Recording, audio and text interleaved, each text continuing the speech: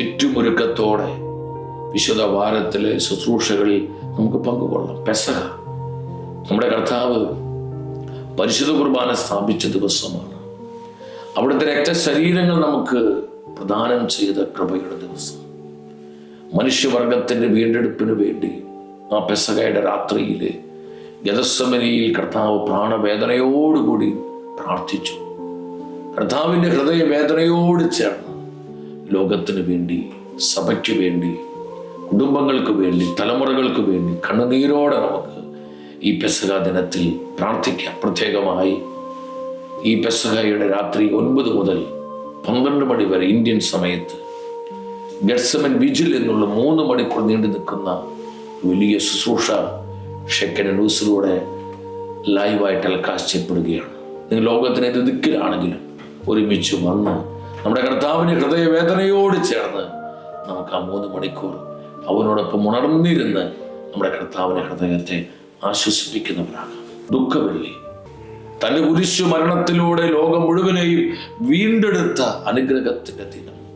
നമ്മുടെ കർത്താവ് നമുക്കായി നേടിത്തന്ന അസംജന്യ രക്ഷ, നിത്യരക്ഷ അതനുഭവിച്ച് വീണ്ടെടുപ്പിൻ്റെ അനുഭവത്തിൽ ദിനംതോറും ജീവിക്കുവാനാണ് ഓരോ ദുഃഖവെള്ളിയും നമ്മോട് ആവശ്യപ്പെടുന്നത്. ദുഃഖശരി നമുക്കറിയാം, നമ്മുടെ മാമോദീസയുടെ നവീകരണ വാഗ്ദത്തമൊക്കെയാണ്.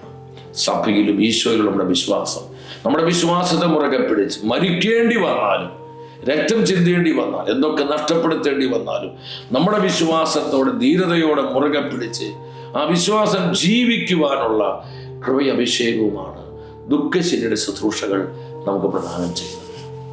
ഈസ്റ്റർ നമുക്കറിയാം നമ്മുടെ കർത്താവിൻ്റെ ഉത്ഥാന തിരുനാളാണ്. കർത്താവിനെ കണ്ടുമുട്ടുന്ന ഒരു എൻകൗണ്ടർ ഉണ്ടാകുന്ന ഒരു അനുഭവമാണ്. കർത്താവിൻ്റെ കല്ലറയിലേക്ക് വന്ന മറിയം ആ കല്ലറയിലേക്ക് നോക്കിയപ്പോൾ അവിടെ കർത്താവിനെ കണ്ടില്ല. മാലാഖമാര് പറഞ്ഞു, അവൻ ഇവിടെ ഇല്ല, അവൻ ഉയർത്തെഴുന്നേറ്റു.